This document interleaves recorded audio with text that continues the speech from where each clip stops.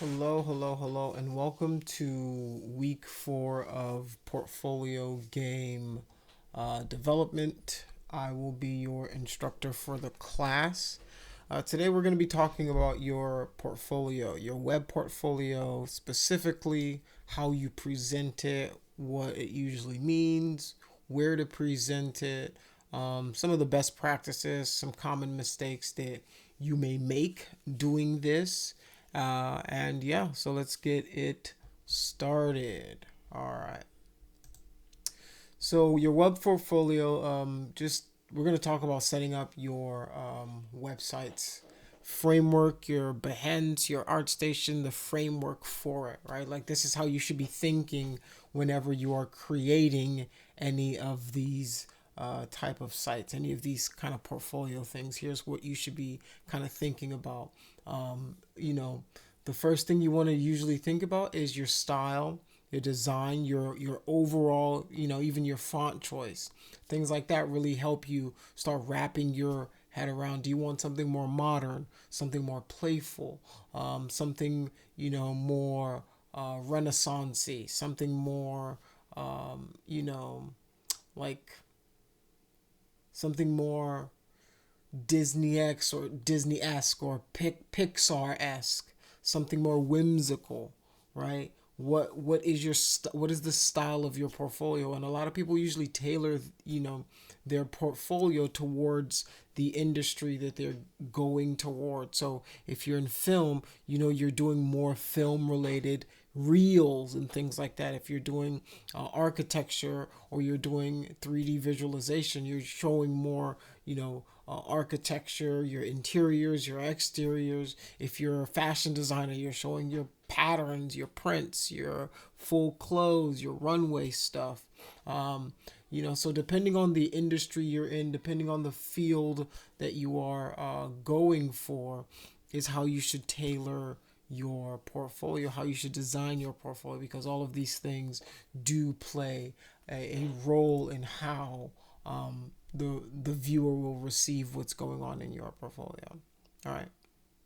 And if you're going to do different industries, right, like, separate those portfolios. If you're going to do experiential design, which is more like stage design, booths, things like that, separate that into one. If you're going to do construction sequences, you do that into one. If you're doing games, you do that into one. If you're doing, concept, you do that in another one. So, because unless you're trying to get like a generalist portfolio together, which then you're showing more of your technical skills in that aspect. So yeah, all right, let's keep moving. So why your web portfolio matters is a really important question that you should always ask yourself: is why am I doing what I'm doing? Why am I trying to get this better portfolio? Why am I trying to make this a better portfolio? Well, your digital storefront to employers and clients. So whenever you're sleeping, your portfolio is actually out there, your front facing self. It's what tells your story when you can't tell it yourself, when you can't be there in person to say, hey, my name is, you know, this is what I do, this is who I am. Your portfolio kind of does that for you, right? It's a representation of you, you know. It's accessible 24/7 from anywhere. It shows professionalism and branding, and often reviewed before interview. Sometimes they'll look at your portfolio before they even see you. They won't look at the degrees on your wall. They won't look at how many certifications you have. They won't look at how many people you know. What they'll look at is your portfolio. They'll say, hey, can this guy do the work? Can this person, can this man, can this woman, can this kid deliver, right? And if you can deliver on time, if what you have looks good, they will give you a conversation, and then they'll see if you are the right fit for their company. All right, so your portfolio is very important. If you show promise, if you show, sometimes you don't even know what the person's looking for. They're looking for, all right, this person can texture this kind of thing, and we do a lot of that in this company, or this person can draw this type of thing really, really well, and that's what we're picking him for. So a lot of times in different companies, You just want to make sure your portfolio is hitting the brand that you want it to hit, right? If it's geared towards Pixar stuff, well, you got a lot of Pixar kind of stuff in your content. If you're doing a lot of, Call of Duty stuff, weapon stuff, you got a lot of Call of Duty weapon type stuff in your portfolio. If you're doing vehicles for Hot Wheels, you got a lot of Hot Wheels looking, if that's what you want to do, you want to tailor it, right? You almost want to be like, hey, I'm the guy that does this better than anybody else, and this is why you should pick me, right? So, there's a lot of different options that you're going to have when it comes to picking the portfolio site for you, right? You've got Wix, Squarespace. They got a lot of easy drag and drop customizable features that you can use. You've got, WordPress is one of the OGs in the game. My first site coming out of college was a WordPress site, and it did really good. I'm pretty sure it's still active. I'll check. I'll see. And they let you have a free domain forever, essentially. But it comes with like a .wordpress, whatever your account is or whatever. But they'll give you a free one. You can try it out. A lot of these have like freemium options, which is always nice because you can test it, try it out, get comfortable with the interface, get comfortable with the features that they offer, and see if that one's for you. So like I've tried pretty much all of them. I've tried Wix, Squarespace, WordPress, ArtStation. ArtStation is my current one that holds my current portfolio. I've tried Behance as well. I've pretty much tried all of them. I lied. I have not tried Adobe Portfolio. I haven't tried that yet. I don't know what that's like at all. So that's the only one that I'm not too familiar with, but it's pretty quick. It's pretty simple to set up for creatives. But all of the other ones, I pretty much have a presence to some extent on there. So, with Behance, it's the industry standard for 3D graphics and art, right? Like Unreal, I think, I want to say Epic purchased ArtStation, and like they almost use it as like a recruiting thing now to like find talent and pool, talent together and stuff like that. So, this is really, really pretty much it. You pick any platform you want, right? But you want to be present there. I've done all of them. So like I know a little bit about all of them. If you guys have any questions for me on what's what and which one might fit your benefit you. Like the most important thing is somebody that's going to host your domain, right? Like that's the most important thing. Sometimes it's GoDaddy that hosts your domain. These platforms can handle both, right? You can handle the design interface portion of it and the back end domain hosting. So like some of these you'll pay like 60 or $100 a month or for the year or something like that, and you get like the domain name for the year. So that's a lot of a lot of the time that's how those subscriptions work. And then you can go to like their premium memberships, which gives you more like SEO optimization options, which is like your search engine ranking and things like that, but for the things that you guys are doing, you guys are just going to want something, a bare bones starter. Get your portfolio out there, get your images on, make it look cohesive, make it look consistent, make it look good, make sure your font's right, make sure your text is correct, make sure you've got good flow, you've got good naming convention. People can easily see what you have. People can understand what's going on throughout your portfolio. And I've got some examples that I want to show you guys. So I've just pulled up some portfolios from the ArtStation. So if you go to ArtStation, which is the one I use, ArtStation has some really, really, really cool, landing pages too for a lot of their artists. So this guy's is pretty cool. So as you can see this guy's concept. He's a concept guy. He's got his sketchbooks on here. And then he's got some of the concept designs that he's done, right? I like this. And then he shows what it turns into in 3D,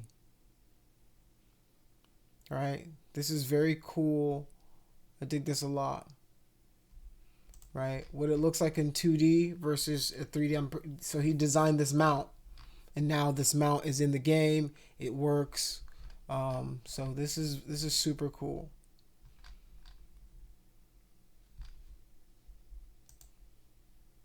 So this is super cool as well. All right, like the workflow is very nice. You can see the exploration, right? Like different moods, different, like this one's almost like a snow one versus, one that would be in the spring. And then this is like a, nighttime one or something like that. And then here is the final product. I'm guessing this is an MMORPG based on like the costume changes and things like that. So that's the mount right there. Cobblestone looks massive compared to the people. That's always a huge problem with me and MMORPGs is like the tiling of the floor and stuff is just always so crazy to me versus like the people. All right. So here's another one that I thought was really cool. And this is like, this is my kind of favorite kind of subject. I like to do weaponry. You'll notice that based on my portfolio, I like to do weapon related things. And another thing that I always preach is if you're in the 3D space, if you're in the 2D space, don't just give me a model. What you'll find in the industry, or what you'll find is everybody can model. Everybody can draw. Everybody can paint. Everybody can color. Everybody can design. Everybody's got good line work. Everybody can erase. The basics, right? It's like when you get to the pros versus college and the NFL, right? Like everybody runs a 4-3 now. Like you might be king hot crap at your school. You might be back in Oklahoma, right? You're the number one guy, right? Back home, you're the number one guy. But when you're in the professional world, everybody can do it. Everybody's been doing it for 10,000 hours. Everybody can model. Everybody understands subdivision. Everybody understands topology. Everybody understands the basics. What changes you, what differentiates you from the crowd is the stories that you tell. The way that you can take an image and evoke emotion inside of people and make people look further and look and think about it, right? When you've mastered your skill so much that it's just a tool for you to tell your story with. That's where you want to get to as an artist, is where the story is what you're giving to people, not just, I know the basics, right? Like at some point in time, that's not going to be good. If you're in the portfolio, this is what you start thinking about is don't just give me your 3 basic layouts, right? Don't just give me, let me see. Let me show you what I'm talking about. So like what, yeah, exactly. Like something like this. All right, cool. This looks cool. I'm telling you, this is when I say this is masterfully done, right? The texel density, the grunge, the textures, the weathering, the lettering, everything is meticulously done. You know what takes this to the next level? What makes this not just a regular everyday piece? Oh my God, it's a beautiful piece. What takes these to the next level is the story that you tell in there, using the chrome ball, the color plane to test the lighting and the reflections and things like that. This is what the kind of things that take it to the next level is when you start to tell a story with it. You place it on a wall, you put a background there, you put some bullets on the table, some sights, some paper targets, right? Little things like that. Ooh, what's the Webb telescope, Webb snap, highly detailed infrared image. So you're giving me more. So that now I'm having to think, ooh, what's happening in this scene? Right? What's happening in this shot? Now I'm no longer just thinking about the weapon. I'm thinking about the weapon in relation to what's going on. Hail Hydra, what's going on here, right? Like your eye is moving, you're telling me a story, and this is what will get you a job. Because everybody can do this, right? You'll get to the point where this is the standard. And then when that becomes a standard, well, then the next level is the people who can tell you the best stories with it. Create a scene, create an environment, and give you something that is more than just the polygons, right? If we're in the age where we're trying to compete with AI, you've got to be pushing the boundaries. You've got to be pushing where these can go, right? And obviously, you guys, I'm super passionate about this stuff. Like, look at the portfolio, right? Like, this is beautiful stuff. This is actually magnificent looking work. You know, oh, that's nice. That is just like there's thumbprints on this shoddy. Like, this is, so you gotta salute stuff like this when you come across amazing artwork like this. You salute it. You go, wow, hands down, just amazing, right? Love this kind of stuff. I love checking stuff like this out. So this is Dennis. He's a concept artist, and he's got really, really nice vehicle renders, right? And you see how his portfolio is super cohesive, right? You see how his portfolio, right? He's got his banner, and he's got, really nice work. He did work on Guardians of the Galaxy. Oh, just Guardians. Like, this is the kind of stuff right here. Like, beautifully rendered stuff, right? Like, I definitely, I want to, let me see what software is. Because here you can scroll and look at the software that they use. I want to say this has to be some kind of CAD software, right? Like, this is crazy. Sheesh, great work is the only thing that sheesh. This is absolutely amazing. The amount of detail, the amount of work, the amount of love that goes into some of this stuff is it's just so nice when you see people. There you go. See, this is how he has to be using, he's using Fusion 360, SketchUp, KeyShot. So definitely a CAD software, just because of how mechanically accurate a lot of the details look. It's going to be hard to get 3D models to look like that. So I was just looking like, man, this guy's got to be using some sort of CAD software. So yeah, that's cool. I'm going to just keep going. All right. So yeah, those are some pretty cool portfolios, as you can see the flow of it, right? Hey, I'm going to be the vehicle guy. I'm going to be the prop guy, right? What's his portfolio of? Props, right? Kazami, right? You look at the page. I'm going to be the weapon guy and some characters. But you can see the consistency. You can see the sheer beauty of the weaponry, right? And this person has very good skills doing characters as well. This is awesome. So you just want to keep your level of work consistent. If you're a concept artist, give me the concepts, right? When you go to Jay Parker, the sketchbooks are nice. These are really nice, really awesome stuff. The gestures, the ideas, right? And you get a feel for who this person is. You get a feel for their personality based on what they like to draw and what they like to put out. You can see, some of their inspirations in the drawings, which is pretty cool. These are cool. Channel 1, channel 2, making the see, this shows his thought process. This shows, all right, so these are the colors that you're gonna need high to low, right? If I'm gonna be passing this off, right? I'm just a concept artist. If I'm gonna be passing this off and I want to make sure my design is gonna be interpreted in the best possible way, let me give whoever the next person is, whoever the next in line is, who may be the modeler, the texture artist, the modeler or the 3D artist might be the texture artist, right?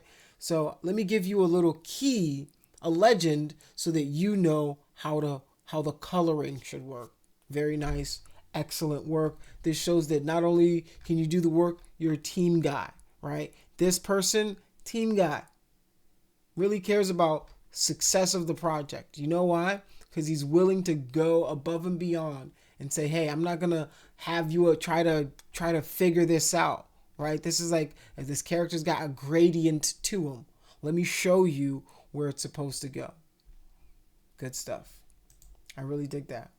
All right. So those are some ideas for of portfolios that you guys should have in your mind now of, okay, this is the consistency I should be looking for.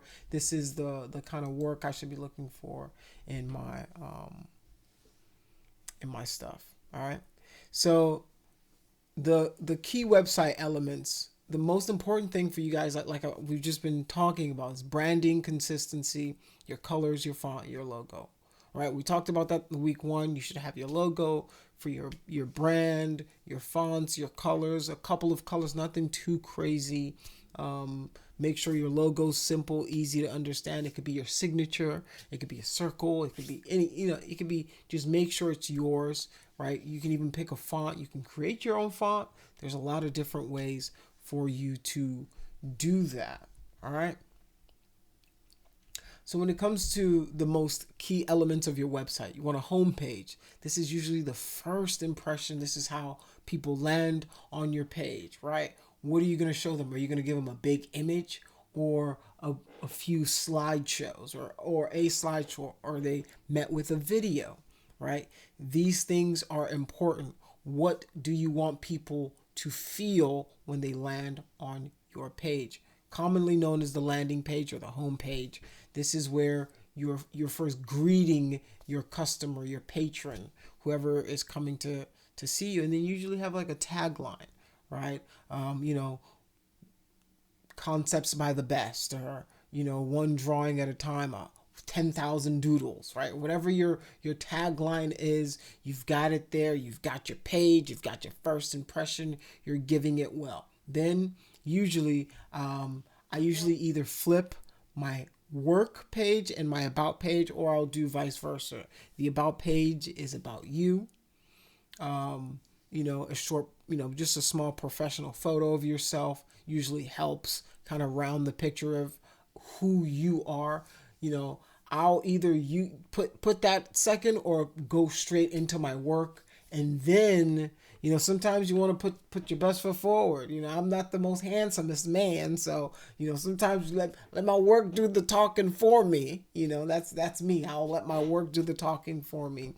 And, put that second, let them see what I've got to offer. You've curated it, right? You're not just putting your bullshit doodles, your coffee stained, like that looks like your Tia who thought it looked like Jesus. Like, none of that. Like, this is the best of the best. This is the stuff that if you could take it out to market and sell it tomorrow. Like, that's the stuff that should be on your project and your work page. You pick the creme de la creme, the cream of the crop. Whatever field you're going for, you're picking the best, the tippiest, toppiest work that you have.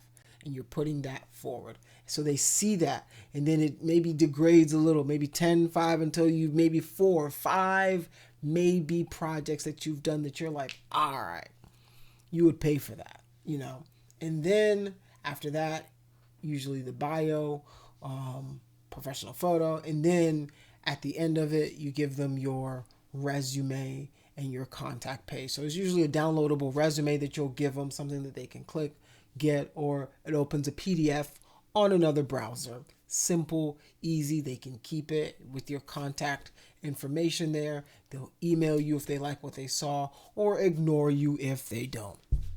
The job market's crazy out there right now, but this is the general flow of a very simple portfolio for you guys, right? 3-4 pages, nothing elaborate, right? You're not selling crypto, right, guys? We're not selling crypto. We're not selling bullshit. We're not selling, body tea or anything like that. So your portfolio should be images, videos, pictures, if it's music, if it's sound that you do, whatever it is, that's the forefront. That's the center of your work. That should be what you're presenting to the world. Hey, look at this. Don't look at anything else. I'm not putting, pictures of my dinner, my lunch. I'm not putting, whatever workout I did. None of that. This isn't the time for you. This isn't that time. This time, professional stuff, your best work, you put your foot forward, you're making things happen. All right. So here's some tips for your homepage. Clear tagline describing who you are. Strong visual, your banner, your logo, or a hero image. Something that it's maybe your magnum opus, your best piece ever, right? The piece that you're like, this is the money piece right here, right? You want easy navigation for your menus, and this is just general UI kind of talk, right? I go to a lot of sites and it's very convoluted, right? It's very complex. You gotta do this, you gotta spin this wheel, and this gotta none of that. Get in and get out. I don't need to be lollygagging. I'm here to see your work, right? If I'm hanging out for anything other than your work, we're doing the wrong thing, right? You want people to come in, hang out, look at the work that it's almost like your own little art gallery. You want it to be a part of the process and the decision making for who you are, right?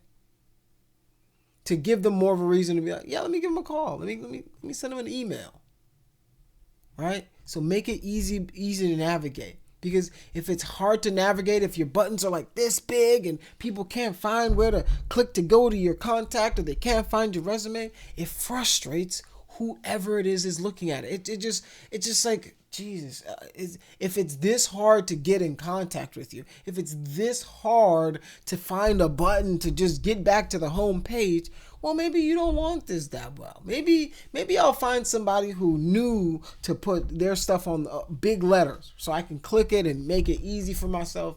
Maybe, right? You don't want to give yourself any barriers is what I'm trying to get at. You don't want to give yourself any of those. You don't want them to think about anything like that. Make your navigation easy. Keep it simple, stupid. Keep it super simple, right?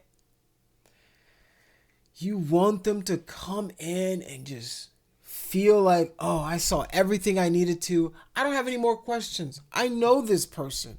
We could have been in 4th grade together. That's how much you want these people. You just want them to come in and go. Just be like, all right, I like this. I like what I see. All right, cool. Next. All right. The project. Include in your project page the title and a brief description of the project it is. Highlight your role and the tools you used. Show 2 to 5 images or media examples. Let me go back to the highlight your role and tools used. Sometimes in your profession, in your job, in your work, you are not going to be the only person who worked on a project. Our jobs are often collaborative. I have worked, I want to say 65 to 70, 80, maybe 90% of the jobs I've done, apart from the freelance, have been collaborative efforts.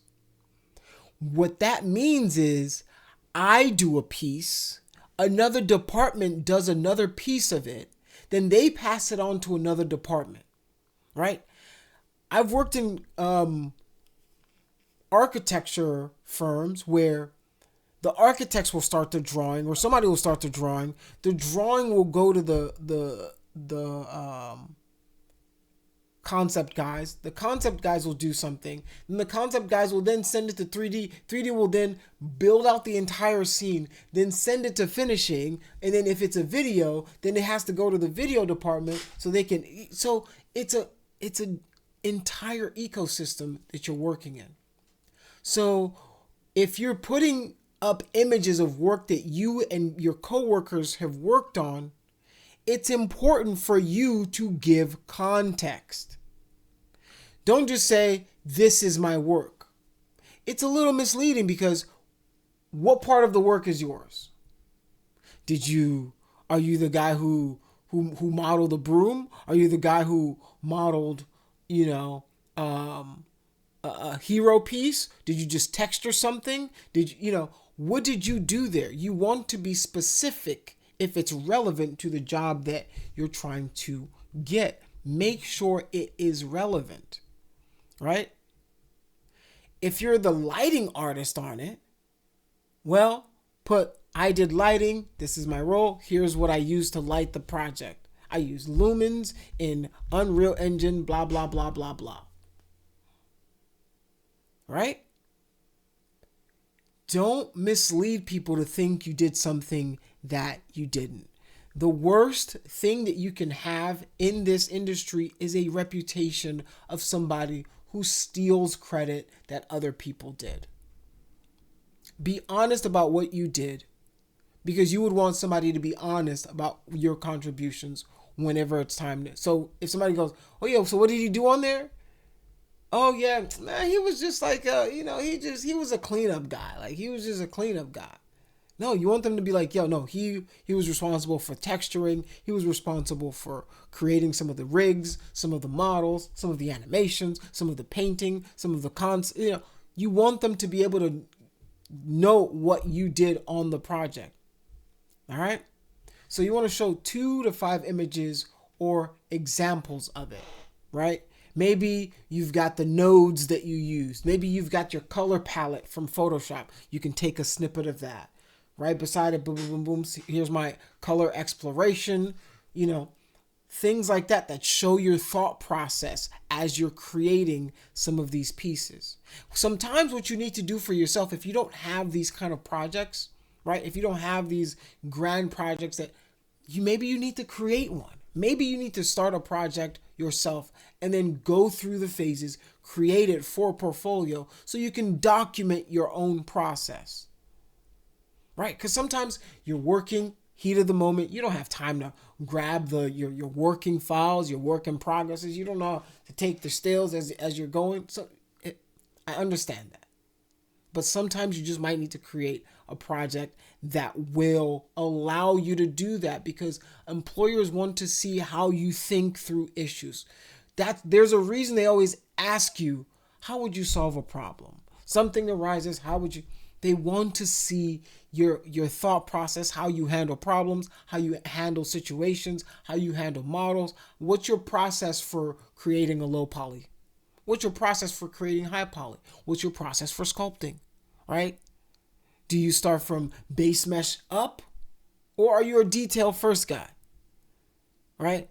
Do you draw out your concepts first? Right? So these are the things that are important for employers to see, employers to know about your stuff. All right. So keep descriptions concise and clear. We've talked about this. You want your descriptions to be super clear, super understandable. I did this, this, and this. This is what I used. Here's the link to it. Here's, that's the kind of stuff that you want to convey. Last but never the least, on project page, prioritize quality over quantity. I'm going to say that one more time. Prioritize quality over quantity. Listen, 100 shitty drawings versus 1 good drawing. Give me the 1 good drawing. Just show me that. Keep the 100 shitty drawings. That's for you. That's for you, your mom's. Put it on your fridge. Do something else with it. Give me the good drawing. All right? Just don't think I need to fill out my portfolio, so you just throwing garbage on your portfolio. That looks bad too. Right? Don't just be throwing anything on your portfolio. This is your outward facing face to the world. This is your storefront. Like I've told you guys this is your business now. You are a business person. Your business is creating art. Put your best foot forward whenever you're out in the world. And your best foot forward requires that you're putting your best artwork forward. There's some use cases, if you have a blog, right? If you have a blog or something that you can post your 100 shitty drawings of how you're progressing, cool. Fine. More power to you. Link the blog in your WordPress. Perfectly fine. That's perfectly fine. I don't have a problem with that. I don't. But for your main portfolio, make it your best images. Put your best foot forward. All right. All right. So for your assignment, I want you guys to build your own framework, whether it's not Wick. Let me not say Wick 3 times. You know, John Wick appears out of nowhere. Wix, Squarespace, WordPress, ArtStation, but create one of those. You need to start curating your own for the end of the class. Set up a homepage with your name and your tagline. Create placeholder pages about work. Use lore ipsum for now, and you can start making just some basic copy of yourself and your resume and your contact information, and then upload at least one project with images and descriptions. So that is it for today. If you guys have any questions for me about this, feel free to hop into the chat. We're going to be meeting on Teams tomorrow to discuss the class. So yeah, let me know what you guys are doing and how you guys are finding everything. So if you guys have any questions, don't forget to hit me up either on Discord, send me an email, send me a team meeting, but we will meet tomorrow on team meeting as well. I will be setting that up. All right. Thank you guys very much. I appreciate your time. I look forward to seeing you guys very, very soon. Peace.